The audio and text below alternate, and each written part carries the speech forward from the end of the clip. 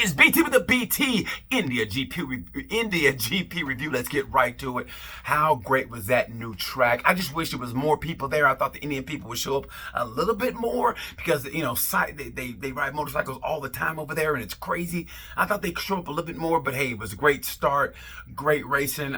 You could hear the crowd, so that's always a good start. So I wanted a little bit more, but still, thanks for showing up, people. Nothing like a great track. I love the straight, like Marquez said. It was reminiscent of Coda.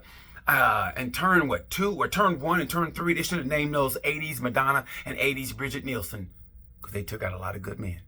And if you lived during that era, you know what I'm talking about. Anyway, great race in all categories. Let's get right to it. To Moto 3. Moto 3, ride of the race goes to Kaita Toba.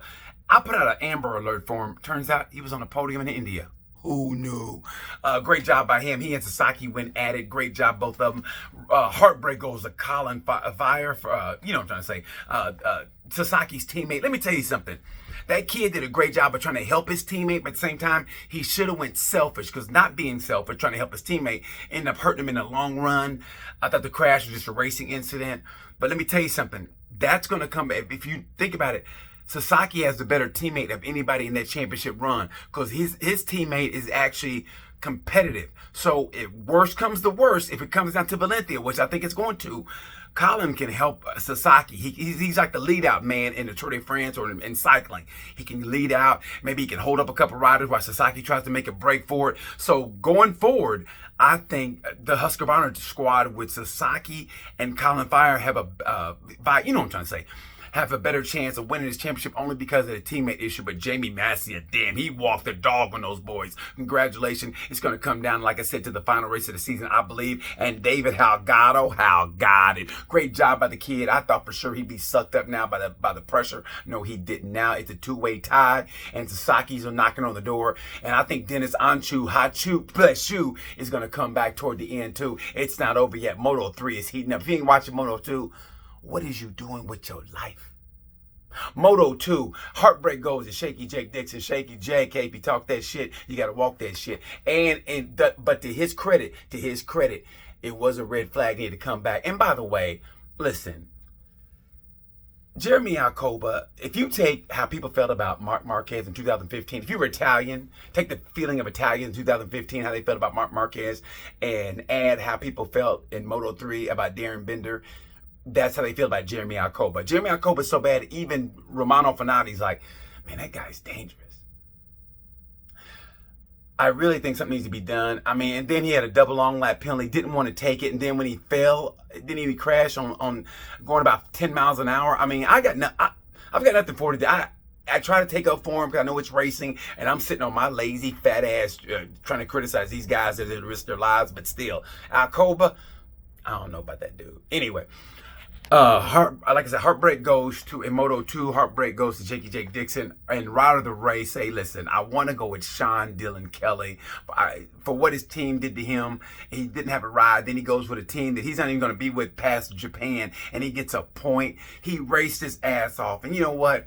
I was going to give it to Joe Roberts. Great battle with Sergio Garcia. By the way, how small is Sergio Garcia? Looks like a 6th grader. So much so that even Danny Pedrosa was like, damn, you look young. He couldn't keep his feet on the pegs, but still, man, great ride by both of them. Great battle. Great to see that battle in Moto 2. It was awesome, but I got to give it to Sean Dillon Kelly. I know I'm a homer, okay? I'm a homer. Go ahead, criticize me, but I got to give to Sean Dillon Kelly. He got a point. Supposedly he's not going to be there after Japan. The real rider's coming back. So, man, props to that kid. He kept his head up. And that's a professional, man, and I love the kid. So anyway, but props to Joe Roberts. He's my honorable mention. He and Sergio Garcia, great racing by both of them. They wanted that podium. Great job by both of them. Let's move to MotoGP. MotoGP, what a race. Heartbreak in MotoGP has to go to Marc Marquez. Marc Marquez, I mean, he shows up every weekend, but he really wanted it, and he just pushed his luck a little too far that night. That's the song, isn't it?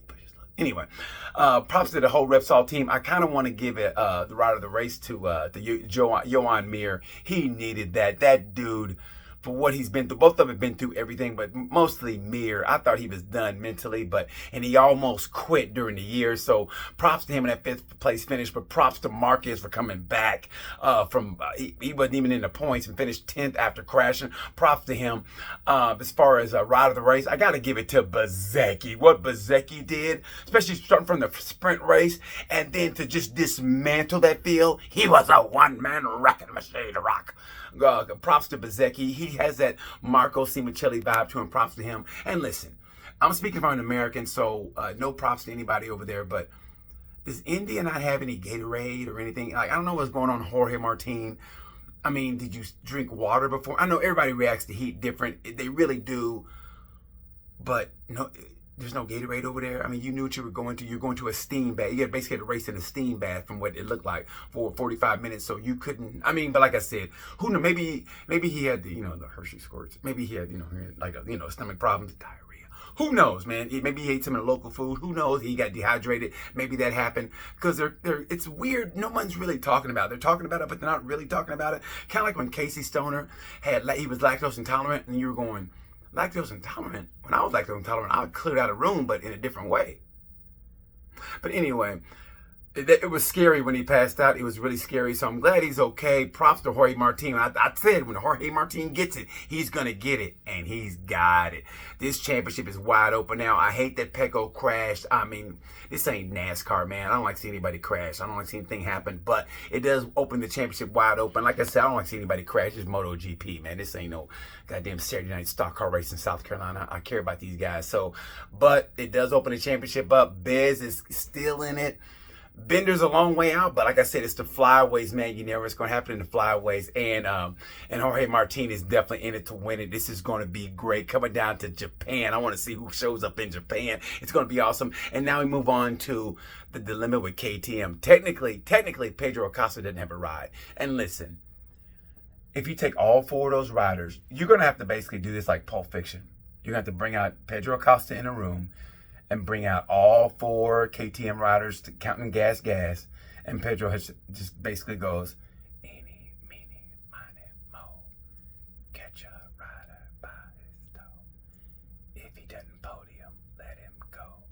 Eeny, meeny, miny, mo. Miller, that's not right, mate. It's not right.